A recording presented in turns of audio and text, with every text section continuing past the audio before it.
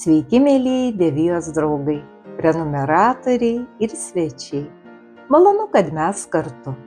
Kadangi ruduo toks nuostabus metas, kai pilna įvairių šviežių daržovių, tai manau, kad mėsai galime leisti šiek tiek pailsėti ir pagaminti puikiausius skanius kotletus iš cukinijos.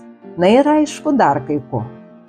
Kotletams mums prireiks cukinijos, kelių morkyčių, poros bulvių, svogūno ir avižinių dribsnių. Visas daržoves teks sutarkuoti per stambią tarką. Na, o dabar kai kas įdomaus apie cukiniją. Visai neseniai sužinojau, kad botaniškai cukinija yra vaisius, nors aš visada cukiniją laikiau daržovę. Kas dar galvojate, kad cukinija yra daržovė? Paspauskite pirštelį į viršų.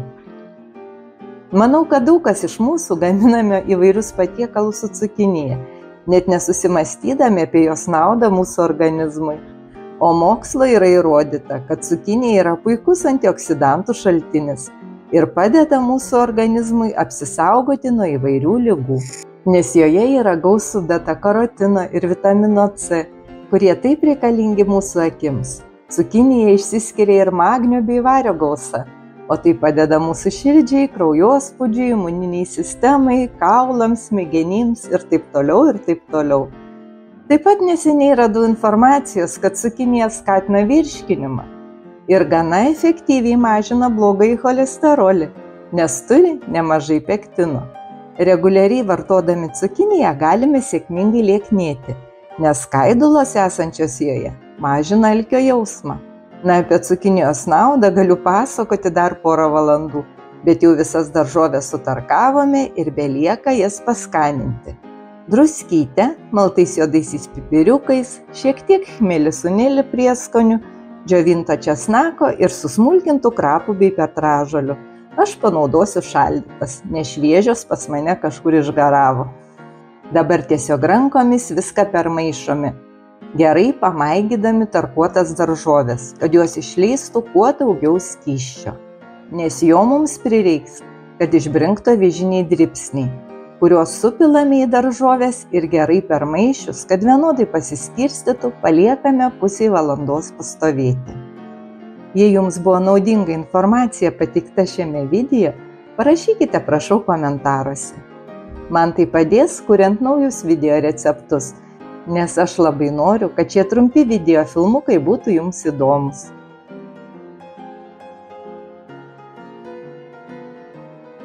Po pusvalandžio beriame puodelį tarkuoto sūrio. Pas mane tarkuota mozzarella. Ir įmušame porą kiaušinių.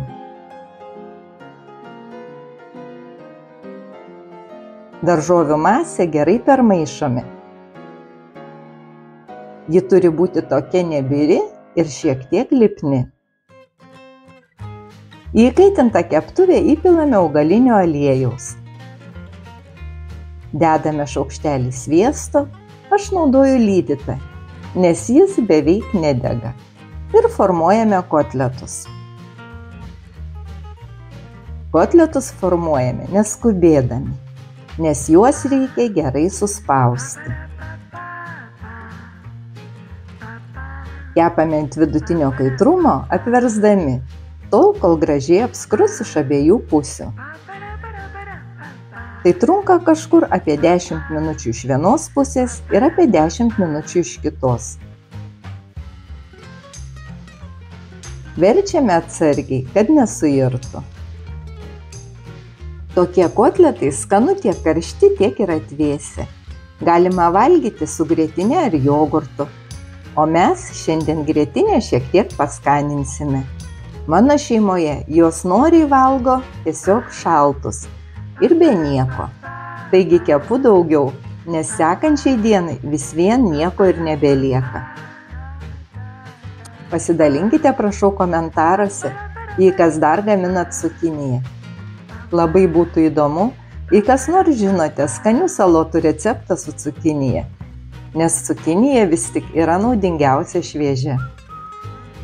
Na, o kol keps kita keptuvė šio šedevro, pagaminsime padažą. Jam naudosime grietinę, smulkiais kubeliais supjaustytą mėlynąjį svogūną ir susmulkintus krapus bei petražoles. Skaniname džiovintų česnaku, druskyte ir maltais juodaisiais pipiriukais. Permaišome, būtinai ragaujame, kad nieko netrūktų ir skaniname iškeptus cukinijų kotletus. Gero apetito! Dar daugiau patiekalų su cukinija jau laukia jūsų dėmesio Devijoje. Nuorodos, kaip visada, paliktos jūsų patogumui video viršuje ir ne tik. Laikas prabėgo nepastebimai. Belieka padėkoti, kad buvome kartu iki pabaigos. Ačiū už Devijos palaikymą kanalo prenumerata. Labai ačiū už receptų vertinimą piršteliais ir draugiškus nuoširdžius komentarus.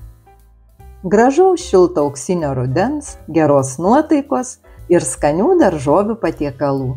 Iki!